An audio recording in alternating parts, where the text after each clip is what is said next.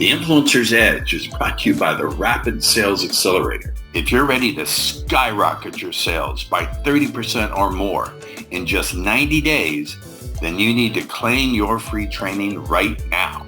You'll learn 4 words that will compel your prospects to trust you like they were children within the first 3 to 5 minutes of any conversation across any platform and any medium. You'll learn how to give your prospects objection amnesia, to crush objections like, I need to talk to my spouse, or I need more time to think it over, or it's too expensive. And finally, you'll get a free recorded audio training that will install unbelievable attitudes for success and wipe out any limiting beliefs. So if you'd like to claim your free training now, go to www.paulrossbook.com. Do it before your competition does it now. Welcome to the Influencer's Edge. This is the place where you come to get the latest breakthroughs, cutting-edge insights, tools, and techniques to leapfrog over the pack in sales, persuasion, and influence. Be sure you visit our website at www.theinfluencersedge.com. And while you're there, subscribe to us via your favorite network. Now sit back, tune in, and enjoy today's episode. All right, welcome back to the Influencer's Edge. And transparently, I owe our guest, Tyler Narducci, our guest today, a profound apology. We actually shot this episode about 2 weeks ago, and I don't know what happened to me. I didn't have my morning coffee, but I forgot to hit record, and he's been so gracious to come back. Thank you for accepting my apologies and giving me another shot. It was a great interview, and I just had a Biden moment and flushed it all away. Thank you for being here. You're very kind. Hey, no worries. Second time is the charm, right? We had a practice run. We had a practice run. I like your reframing your attitude. And one of my kitty cats snuck into the room. I don't know how she did it. We'll make sure she doesn't interfere too much. All right. So Tyler Narducci, a 7-figure agency owner. That's an impressive number. 7 figures is a lot. Podcast host and business coach. You are the founder of Profit Pico, a consulting firm for digital marketing agencies and B2B businesses. Let's start by defining our terms. For those, because primarily my audience are people who are interested in sales and mind control and all sorts of weird stuff. What do you mean by a digital marketing agency? What do they do? Primarily paid ads, Facebook ads, Instagram ads, TikTok, web dev, SEO, social media management, those types of things. So right away, here's an interesting question. And you know, as I said to you, I like to push back and ask absolutely my guests. The number one thing I hear from people who are looking to do some kind of paid ad strategy on these different platforms, I hear 2 things. First thing I heard from one of my business coaches, Kelly Roach, is she said, you want to have a platform independent business because you never know when they're going to boot you for whatever reason. They could decide to just shut you off and then you're screwed. And then the second thing, I want you to take these questions in order. So a lot of people say there's no point in doing it because the algorithm is constantly changing. And now with AI, you're competing with AI. You're trying to keep up with artificial intelligence, which humans can't do. So how would you answer those 2 questions? How would you address those? Well, first, I think there is some truth to you don't want to be fully reliant on a social media platform for the growth of your business. There's a lot of truth to that. Does that mean that it cannot be a massive, massive tool to grow your business? Absolutely not. I think it's really great to have redundancies in place and backup plans in place for, if you're running paid ads as your main channel for new leads for your business and new sales for your business, you should have a backup plan and something to move to in case they do kick you off or whatever happens. I've had an ad account get hacked and shut down before and had to deal with that, and it was a mess.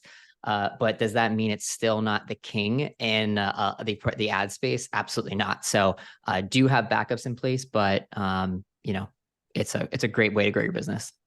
And what about the second thing, that you're competing with an algorithm that now they've added in AI, and so it just becomes impossible to keep up with the algorithm? Well, it's not impossible. In fact, I wouldn't have my business at where it is anywhere near where it is today if it weren't for Facebook and Instagram ads. I mean, they are really the bedrock of growth for a lot of businesses out there. But and you're not when they say you're competing against AI, like, yeah, I guess there are different AI tools out there that can set and place ads. And as we continue to go into the future, I think that's going to ramp up a lot more than it is right now. But as far as right now, any automatic ad placement services that I've seen out there don't come anywhere near like real good ad buyers, like skilled ad I buyers get it. today. I'm just playing devil's advocate. To tell you the Yeah. truth, I've spent I'm a sucker for Instagram ads. I've spent Yeah. thousands of dollars, about half of it on cat stuff because I have two. Someone once Yeah. said, if you want to make a fortune, sell something that appeals to golfers who are cat fanatics, because Yeah. those are markets that can never be satiated. I'm just playing devil's advocate, Tyler, because No, it's a great channel. It definitely works. Don't get discouraged. Do it. But yes, have backup plans. And yes, as we continue into the age of AI, it's going to become a little bit more difficult. But as of right now, ad buyers are still winning. cool. So back in 2015, you were, like many people, overworked, underpaid. What were you doing that everyone can identify these days as being Right. overworked? But what were you Right. doing that, and what were you doing, and how underpaid were you?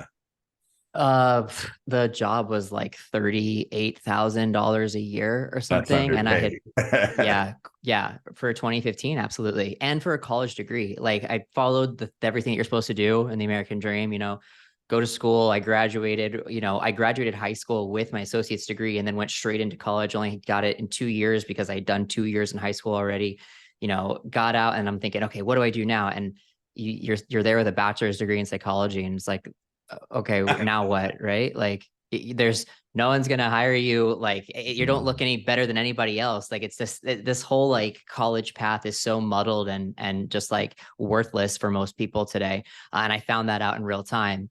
And I went into marketing. And before I got my first gig in marketing, I was working at bars. I was a flight attendant for a hot minute. That didn't pay anything at all. It was You were a really bad. flight attendant? Yeah, flight attending and bartending right out of college because I didn't know what I wanted to do. There was no path, and anything that had jobs that were like of what I would have wanted to be paid, they wanted even more experience, right? They didn't want to hire Right. a college grad.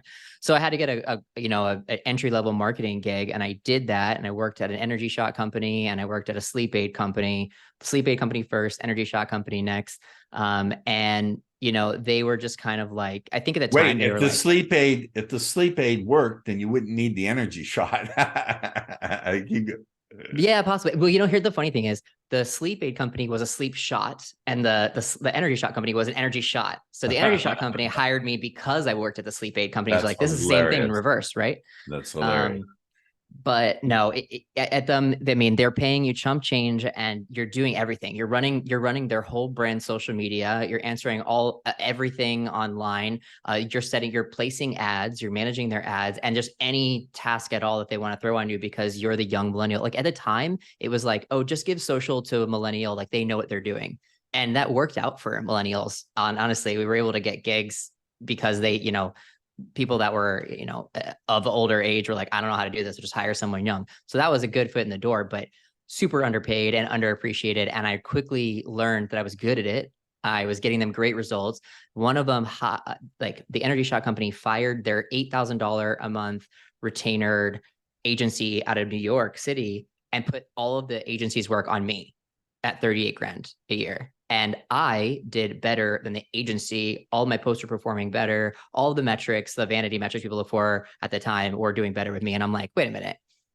If I can do that for them and I'm replacing the 8 grand guy, like I want to make the 8 grand instead of them, bringing Right. it in house. I was like, wait a minute, Of I want to course. be that agency that was just making the 8 grand because I can do it better than the agency, and they're paying me pennies on the dollar for that. So that's kind of where my brain started swirling, and so I started getting clients on the side.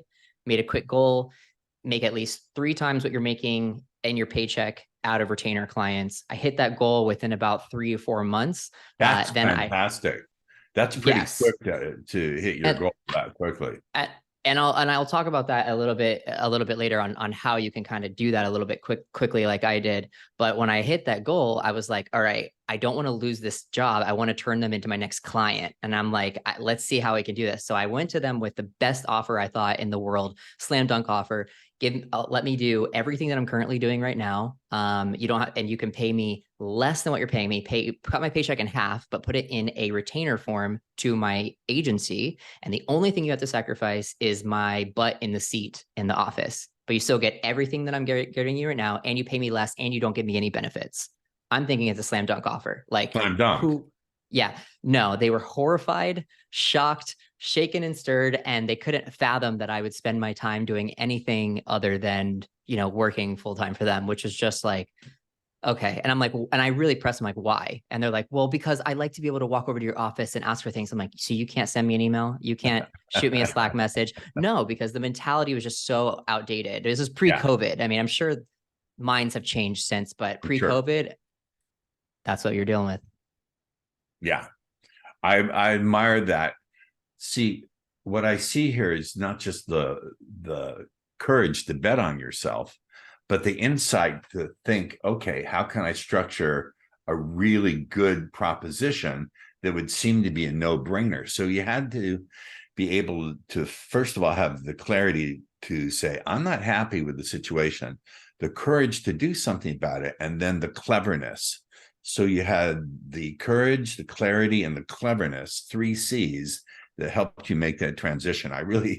Those are skill sets, I think, that translate into any business. So for those of my viewers and or listeners who are absorbing this, you need to get that Tyler has lessons to teach you, even if you're not into digital marketing. I always like when I interview a guest who's really sharp and has made big strides to sort of pull out the psychology of how they do what they do.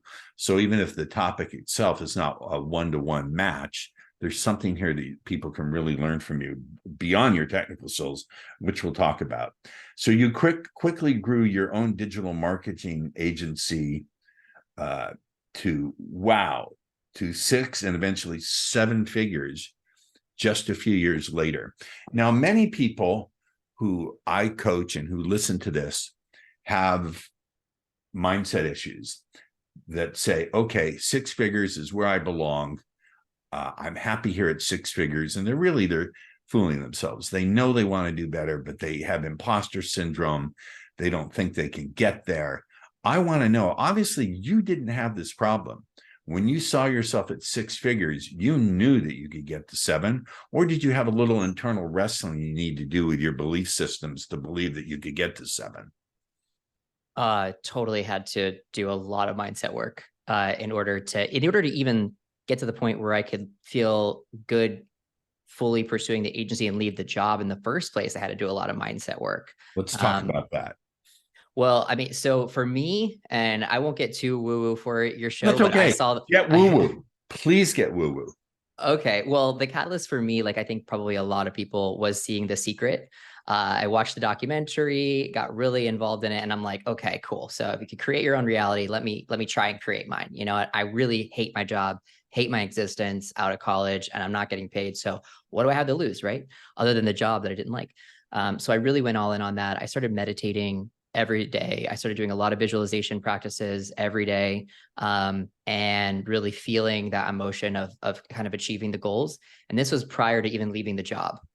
So, I was doing a lot of that mindset work, and then throughout my day, taking action, not as meditating on it, but then also seeking out the opportunity at the same time. Yeah. Execute.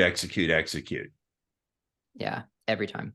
And I was really shocked at how fast things moved once I, really bought into it, really believed in myself, and really, and then it's I actually, a good analogy is when you start going to the gym and, the first few weeks are really discouraging because you don't really see anything. But at second you see a little bit of tone or a little bit of gym pump, you're like, oh, and then you just get this like really motivation, like, okay, I start seeing it working. It worked that much. So let me work on it harder so I can get that much. So that first bit when you're not seeing anything and there's no feedback, it's difficult. But once you get that first bit of feedback, like I got that first client, on retainer, I was like, oh my Right. God, now I can get another one. Now I can get Right. another one. And so it propels you with more momentum forward, once you start seeing the results. I think that's a really, really good point you're making. And I also would add to that in the beginning, it takes a certain kind of discipline, a certain kind of willingness to go through that period where you've yet to see that little win. Yeah. That is, I think, is the difference between someone who makes it or someone who just has to keep starting from scratch.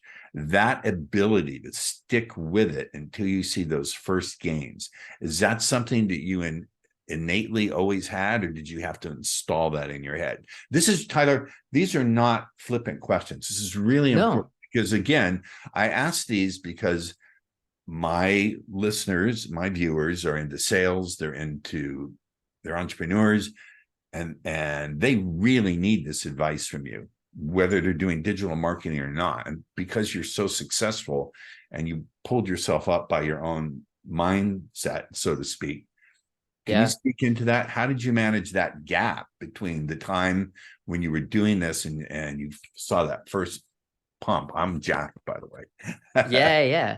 I couldn't agree with you more that is probably if not the biggest, it's one of the absolute biggest hurdles for all entrepreneurs out there. Because especially in my generation and the generation before me that are starting their businesses now too, like we have very short attention spans. We're on social media all the time. Like we need to see, Hold on have one second. We have a fire truck going right by. I'm sorry. Go ahead. No worries.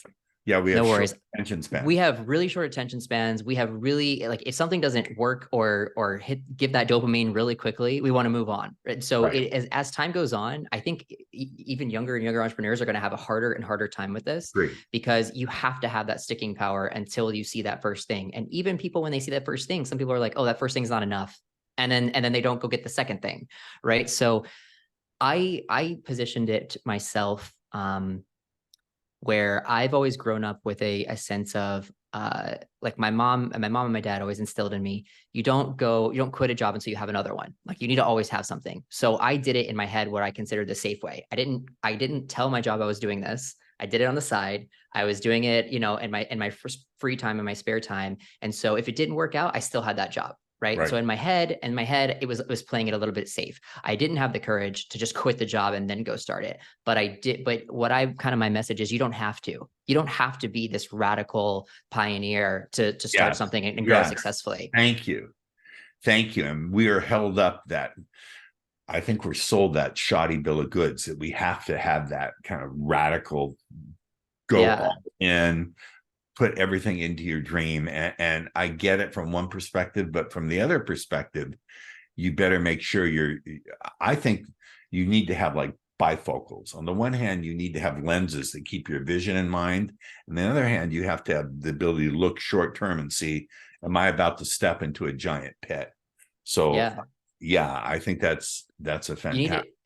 You need to make sure your bills are paid and taken care of, because if you're unable to pay your bills and you're struggling with finances, that's probably not the time to jump into your entrepreneurial journey, because you're just gonna have so much pressure and stress. Make sure you have some source of income, get your bills paid, so you don't have that weight over your head of like, oh my God, it's make or break. And so you can kind of have that space and that mental capacity to see your vision and to, take it as it comes and grow with it. It doesn't have to be this crazy story. But I do want to give your listeners this, because this is honestly the best part of the entire story.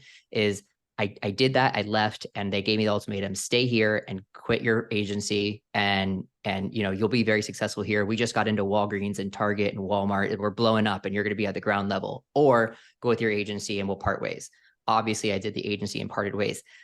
4 months later, I got a call from my boss that worked at that company. And she goes, Tyler, you're never going to guess what happened. And I said, oh, tell me what's going on. And she goes, the boss walked in today and fired everyone, closed up shop, said, thank you for your service, but unfortunately, all of our funding is done. And this is everyone's last day.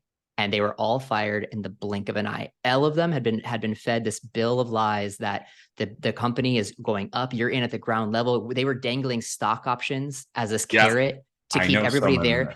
We're low pay, but you're going to get stock options. Just stick it out, right? And so I just thought, like, man, I almost gave up my dream of running my own company because of this carrot, this low pay of a job. And if I had done that, I would have been fired on the spot 4 months later. And I'm just like, God, nothing solidified that I made the right decision more than that moment right there. I don't remember where I saw this. Maybe I watched so many inspirational videos or something, but the message was you can fail doing something you hate. Because you're doing something that hate. And a very dear friend of mine was in that same position, working for a startup company. And they kept saying they were working her ass off 60 hours a week, paying her peanuts and giving her more and more responsibility. They wouldn't give her a raise, but they gave her these stock options. They said, just wait until the options vest and we get our IPO and you'll be wealthy. Mm-hmm. And finally, I kept saying to her, Katie, you got to quit. You got to quit. And finally, she did. But yeah, fantastic. Yeah. I love that we're diving into the mindset. Let's get into the technical stuff.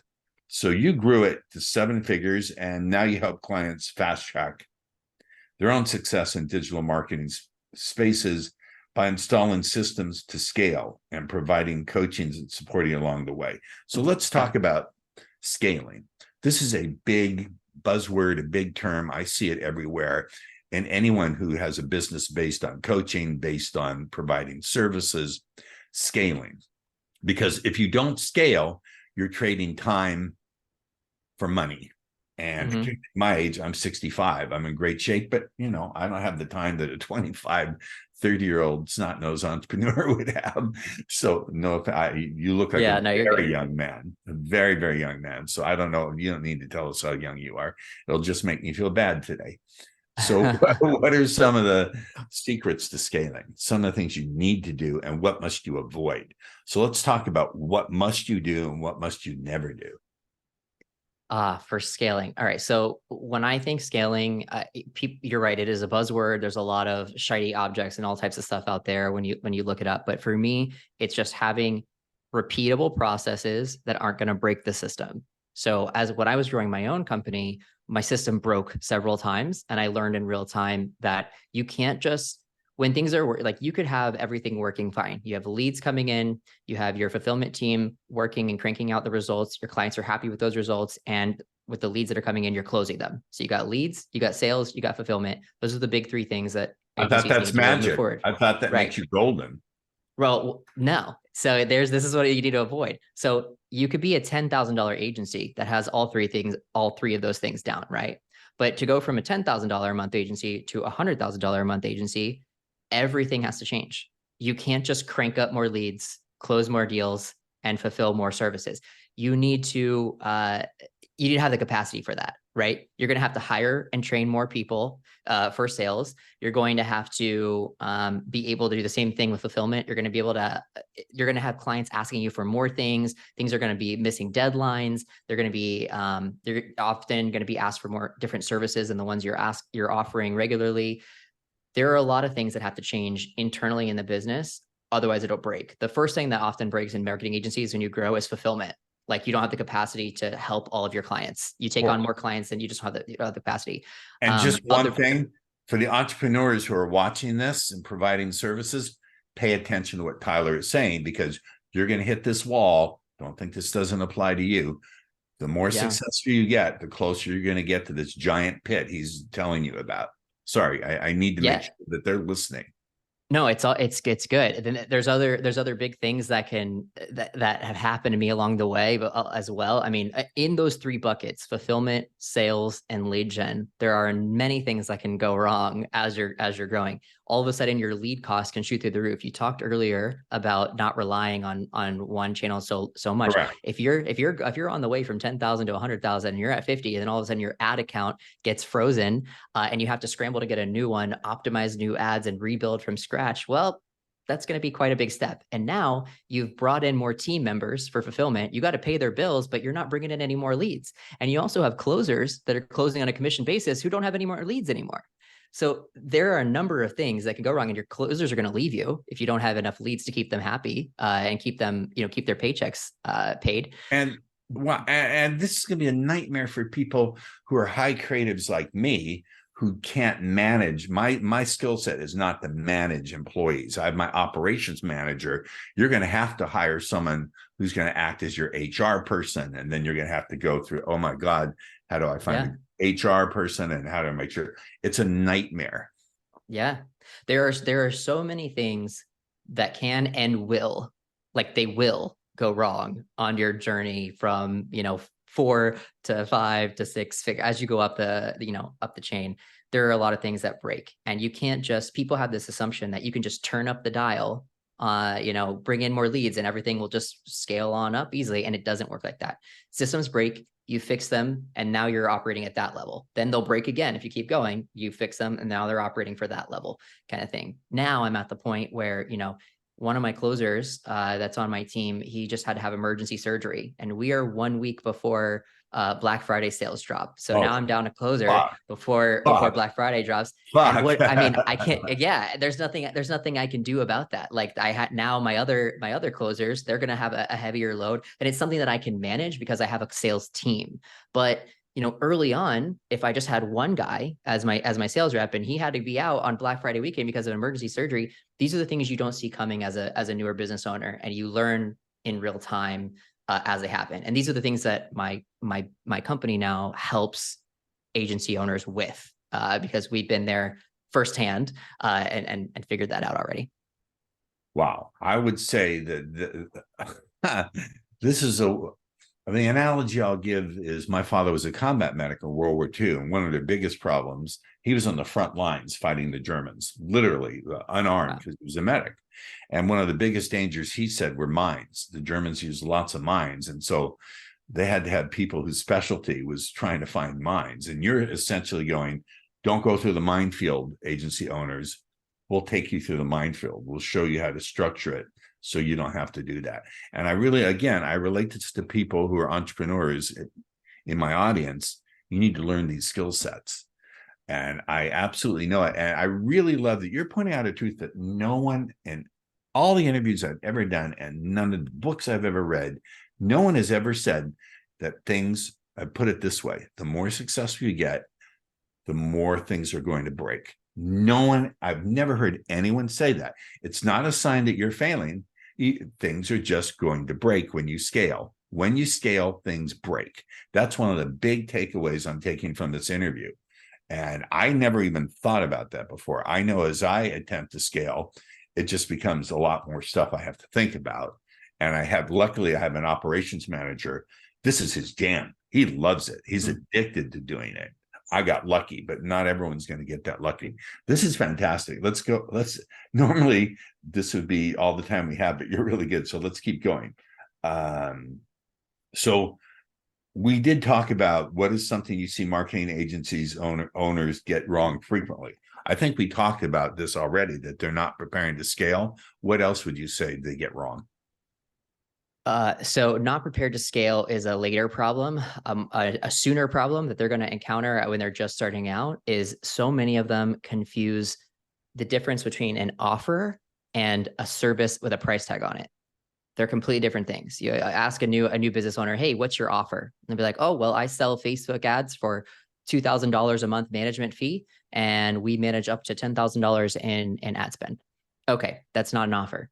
That's not an offer. Anybody who sells that product or service can just put a price tag on it as well. And it's very, very common that you see service-based business owners just slap their service and a price tag and they call it their offer. It's never going to sell. When you advertise like that, people are going to keep on scrolling, or you often, what's your offer? Oh, I do SEO and website builds.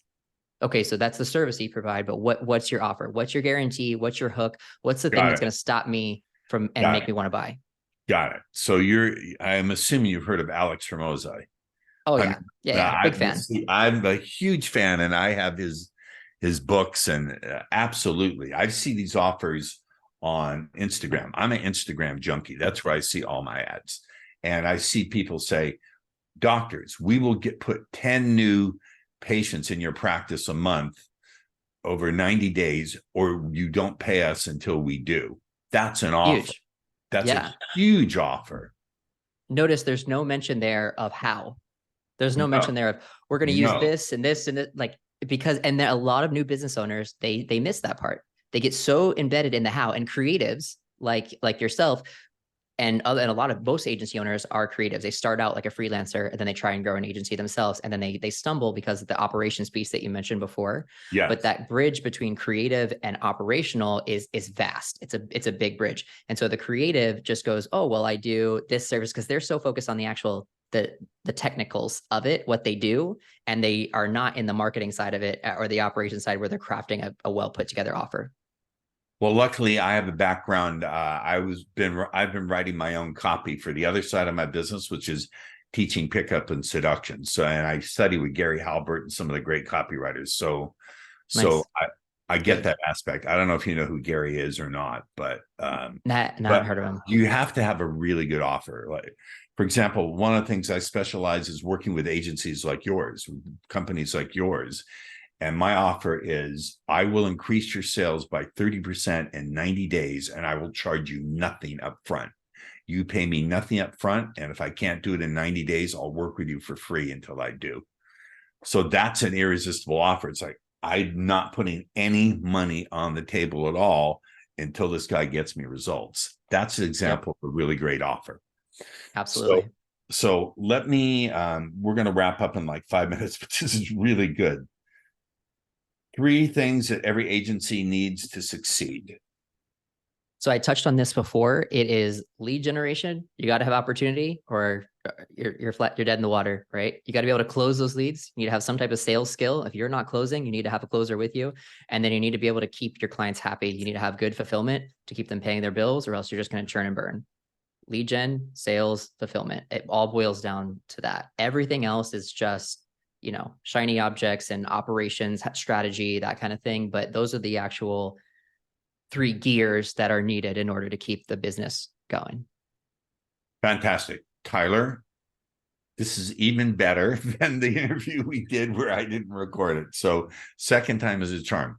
I want to thank you for providing such great value. Now, I know that people in my audience are going to want to stay in the conversation with you. How do they do that? And of course, you can tell us. We'll put the link in the show notes as well.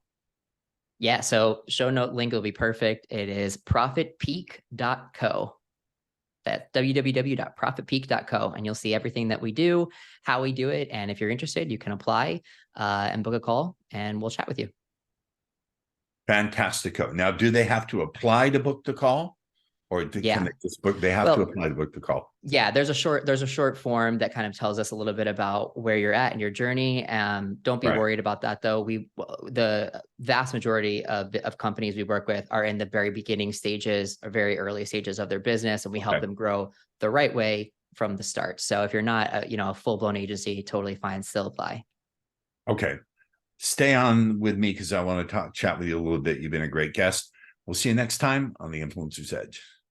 The Influencer's Edge is brought to you by the Rapid Sales Accelerator. If you're ready to skyrocket your sales by 30% or more in just 90 days, then you need to claim your free training right now.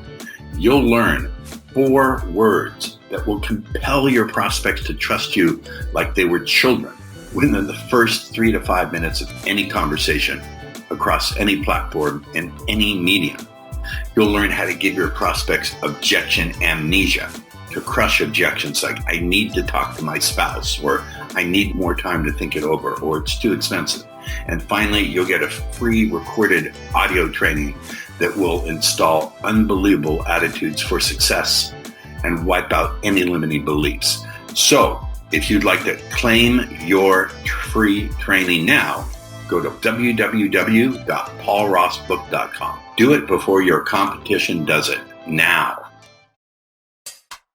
Thank you for tuning in to the Influencer's Edge, where you get the latest breakthroughs, cutting-edge insights, tools, and techniques so you can leapfrog over the pack in sales, influence, and persuasion. Remember to visit our website at www.theinfluencersedge.com to enjoy even more great episodes like this one. We look forward to seeing you again on the Influencer's Edge Show.